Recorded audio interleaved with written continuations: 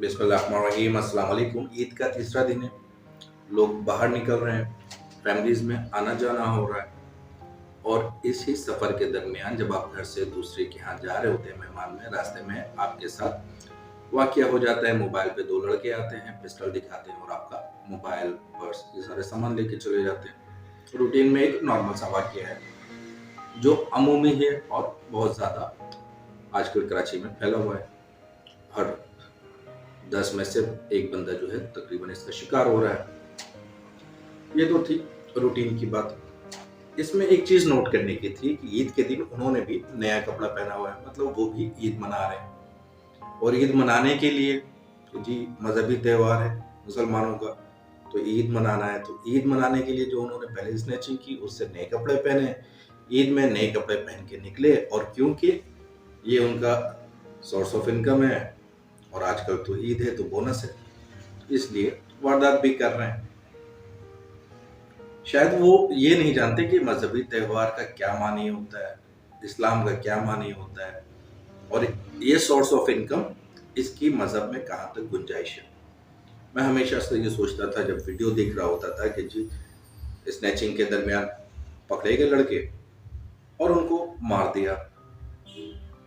ऐसे अगर आप देखें कानूनी तौर पे, और बहुत से लोग कहते हैं कि जी मारना नहीं चाहिए, पुलिस के हवाले करते हैं, पुलिस के हवाले करेंगे, वहां से निकलेंगे और दलील हो जाएंगे और ज्यादा वारदातें होंगी।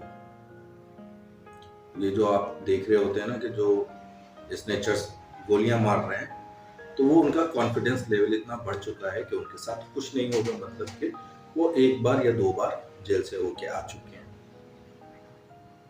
मजहब के अंदर जब मैंने पढ़ा कि जी मजहब में क्या हुक्म है, तो मजहबी तौर पे भी ये पता चला कि जी कोई अगर आपका माल या आपकी जान उसको नुकसान पहुंचाने की कोशिश करता है तो आप उसको रेजिस्ट कर सकते हैं। और इस रेजिस्टेंस के दरमियान में अगर वो हलाक होता है तो वो जहन्नुम की आग में जलाया जाएगा, और अगर आपका कत्ल हो जाता है तो आपका शहादत का दर्जा है। तो ये मजहबी पॉइंट ऑफ व्यू से, इस्लाम के हवाले से, और इसमें हदीस भी है। तो आप जब सर्च करेंगे तो आपको वो हदीस भी मिल जाएंगी मजहब के हवाले से। स्नेचर्स को अगर हम इस्लामिक कवानीन के हिसाब से सजाएं देना शुरू कर दें तो ये मसला हल हो जाएगा। साथ साथ और भी एक दो चीज़ें नोट की थी कि जी गवर्नर सिंध ने कहा कि जी अगर पुलिस मेरे कंट्रोल में दे दी जाए तो 4 दिन के अंदर जो है ये स्नेचर्स का मामला को ख़त्म कर दिया जाएगा। तो भाई दे दो उनको, ना देने की क्या वजह है, यानी कि आप नहीं चाहते। बहरहाल ईद का मामला था, कुछ वीडियोस देखी थी सोशल मीडिया के ऊपर स्नैचिंग की, तो मैंने ये शेयर करना चाहा कि जी आप इस्लाम से बाहर जा रहे हैं, जैसे जैसे आप वारदात करते जा रहे हैं, तो जब आप इस्लाम से बाहर जा रहे हैं तो फिर ईद पे नए जोड़े वो आपका हक भी नहीं है, ईद मनाना स्नैचर्स का हक नहीं है। ये तो थी स्नैचिंग के हवाले से बात। एक और मकसद वीडियो का था कि जी एक पेशेंट है, उनको उनके बेटे ने मारा। शिकायत कर रहे थे कि जी सारी जिंदगी बच्चों के लिए काम किया और बच्चे बाद में बाप को ही मार रहे हैं। तो मैंने कहा जी आप अपनी सोर्स ऑफ इनकम को देखिए।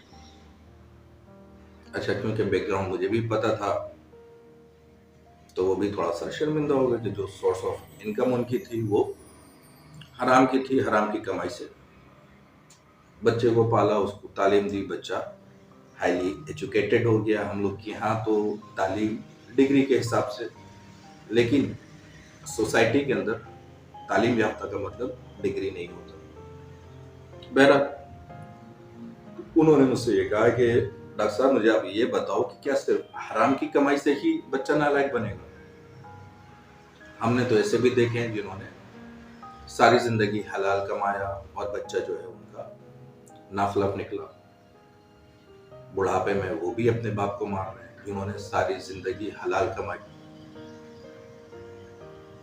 थोड़ा सा सोचने के बाद मैंने उनसे कहा कि जी देखें, हलाल کمانا اور حرام کمانا اس کی جوابداری ہے. میں نے ان سے کہا کہ جی دیکھیں، حلال اور حرام کمانا اس کی جوابداری ہے. آپ نے حلال کمایا یا آپ نے حرام کمایا، اس کی آپ نے اپنی آخرت میں جوابداری دینی ہے. بہت زیادہ چانس ہے کہ جی حرام کمانے والے جو ہیں ان کی اولاد اسی حساب سے بگڑتی ہے، کیونکہ آسائشیں حد سے زیادہ بڑھ جاتی ہیں.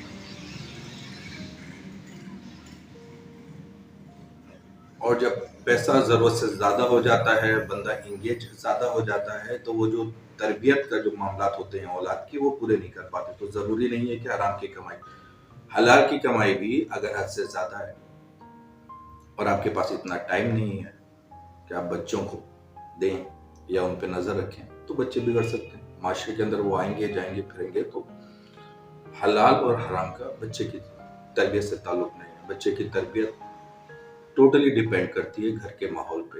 مرد اگر باہر جا رہا ہے، پیچھے عورت ہوتی ہے. عورت کس طرح سے بچوں کو ایجوکیٹ کر رہی ہے، ان کی کاؤنسلنگ کر رہی ہے. تو یہ سارا پروسیس جو ہے، جیسے ایک چھوٹا سا پودا ہے، اس کو جو مالک ہے اس کی اگر کیئر نہیں کرے گا تو وہ تو بگڑ جائے گا نا، پودا مرجھا جائے گا. ایسے ہی بچوں کے ساتھ ہے کہ بچے کی ماں جو گھر میں، وہ اگر بچوں کے اوپر نظر نہیں رکھے گی، پیسے کی فراوانی میں پیسہ اس کو دے گی، اس سے وہ کچھ نہیں کرے گی کہ یہ پیسہ کہاں جا رہا ہے، تو بہت زیادہ چانس ہے کہ صرف حرام ہی نہیں، حلال کے پیسے سے بھی بچہ آپ کا بگڑ جائے. باقی یہ اللہ آپ کو یہ توفیق اور ہدایت دے کہ آپ اپنے بچوں کی نشو و نما بہتر کر سکے، تاکہ آنے والا معاشرہ جو ہے وہ بہتر بن سکے. ورنہ جو آثار نظر آ رہے ہیں آنے والے دنوں میں، صرف کرمنلز کے نہیں، شریف لوگوں کے بچے بھی بدماش ہو جائیں گے. والسلام. ڈاکٹر فیصل امام.